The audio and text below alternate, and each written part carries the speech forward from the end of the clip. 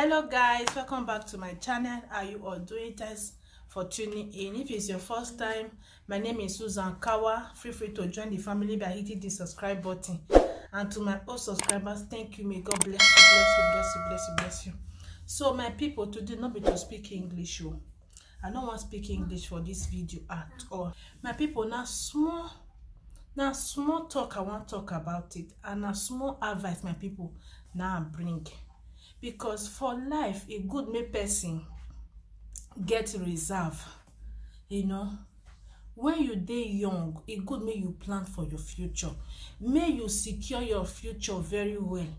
Not feel say you dey get the money today, it will remain like that forever. Person need to get savings. You need to invest for your future. It dey very, very important.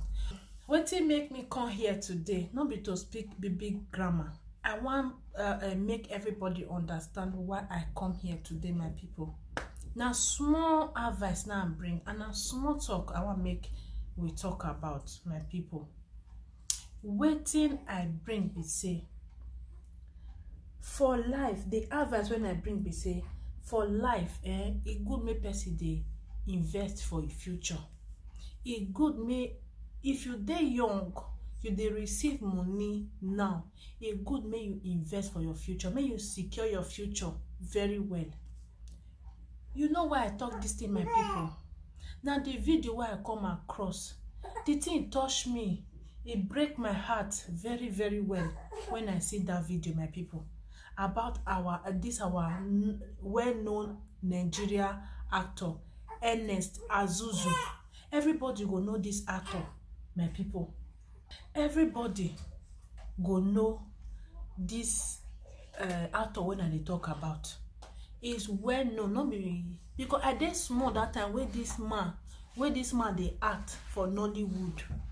But today now, where the man? Now be the question. You know, I see the video. I settled down and listened to the video well. Ernest Azuzu na beg, now he call the beg till they eat. My people, now beg, now Ernest Azuzu, where everybody know for Nollywood actor, is not a beggar. You know, this man they get money that time. You know, that's why I come with this advice that it good to invest. It is very, very important for life, my people. You need to invest money for something. You they get them now. Money they do one thing, money where you they get for something, not be forever. But immediately you they get them. If you they take and they invest for something, you go know what they invest for in case of a scarcity. Now that one they come about. In case of a scarcity, my people. Because as I see that video, if you even see the Ernest Azuzu, you not going to recognize her again. The fine bobo, the fine guy, what would they see for Nollywood that time? Not be fine guy again, no. Not be fine guy again. I go show now the video. I go play the video, make una see, my people. I go play and make una see. Because this life, now lesson. Now make up this social media when you come out, so my people, I really dey happy because it they make us they learn something. It they make us they learn something because me seeing that video today now, it encouraged me. As it be say I young, so it encouraged me. May invest for my future because future matters a lot. What thing happen today, we know say it good, but now what about tomorrow?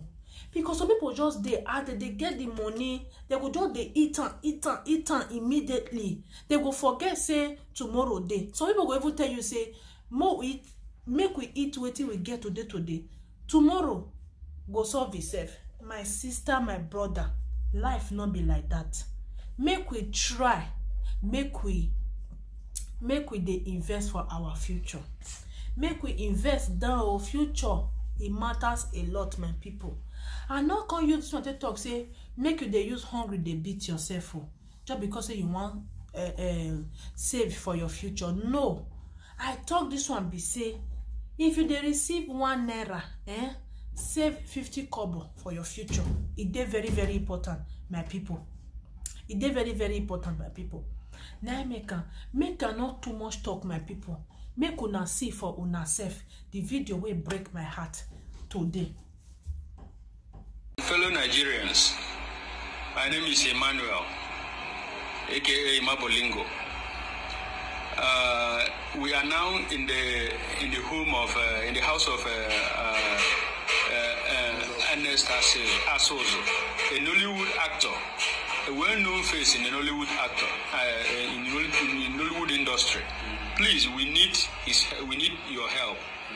He's been down with stroke for some years now, and nobody is helping him out. All his friends have deserted him. Nobody is calling, nobody is checking up on him, and he's dying in silence. Please, we want your help now. It is now. Please help him out. But meanwhile, let us hear from him how the journey began. My name is Asozo. He had a stroke. Yes. Now, I'm just directing to Nollywood. This one of Nollywood star, everybody knows. We were surprised seeing him in this kind of condition. And what did they call here? Just right. Asking men, Nigerian men, to assist him when you have Nollywood people. They are just there doing anything they like, but they don't help themselves. You understand? So we are calling on Nollywood to come assist their member. It's not only to ask him. This guy cannot even walk. So they need to come to the die end. Not when he dies and they will come and do big burial for somebody. They need to help him now that he's alive. Please, even Nigerian government need to assist this guy and know what is the problem. Thank you. Okay, my people, I think una don see for una self.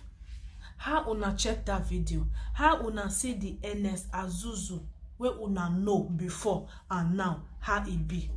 Now is supposed to they enjoy the money. And secondly, my people, it no go make person sick. Sickness is not good. Now make if you wake up in the morning, the only thing where you go pray, God, make it remove every sickness come on for your body. Sickness na bad thing. Sickness not be our friend. You see, I remember when I first of all see this Ernest Asozo for this pastor where they worry, Pastor Jeremiah Omoto Fufuyin. I see him for a church. When he go to church, the man pray for her, deliver her. He cause he give her money, cash, and he cause he buy car for her that time. You know, today as I see this video, now make him break my heart. I say no, I no fit keep this video. I want me, I talk him. Make some people for still learn. A good more they save for future, my people. To round this matter up, you cannot make this video too long. To round this matter up, my people, make we dey save for our future, and make we dey pray, make sickness not come our way, not come our loved ones' way, because sickness is not good. Because when I see the video, the thing they break me. God may go help him. May remove her for this kind of situation where this guy did, so may God remove him. Nollywood actor, I dey use this opportunity to talk to all Nollywood actress and actor. Make una go help this guy out. Now this guy need una help. Not be after he don't die now go they dance, they wear no go they buy coffee where get glass for her. Those one are vanity. Now this guy need una help. This Ernest need una help now. Make una rise up. Now make una be team supposed to stand for each other. Make una stand for each other. You know, it's not. Make una try go help him. Make una help him. He need una help now. Imagine one of una colleague na come become beggar. How una they feel? How una they feel? How una they feel? It's still a disgrace to your image. This Nollywood is a disgrace to your image as well. Make una go help him, and he need una help more than ever. and the Nigerian government tomorrow gonna help this guy out. Now be the advice where I bring, and that be my talk where I bring today. I hope una go still learn something from this my advice, my people. And before I cut this video, my people, if you never subscribe, what do you dey wait for? Make you press that red button, subscribe, make you comment, make you share my video. You know, share my video. You go press that bell in case if I upload video, you go be you go dey alert say this girl don't put video again. You will be the first person to watch that my video, my people. Until I go come on our way next time, make una stay blessed. Bye bye.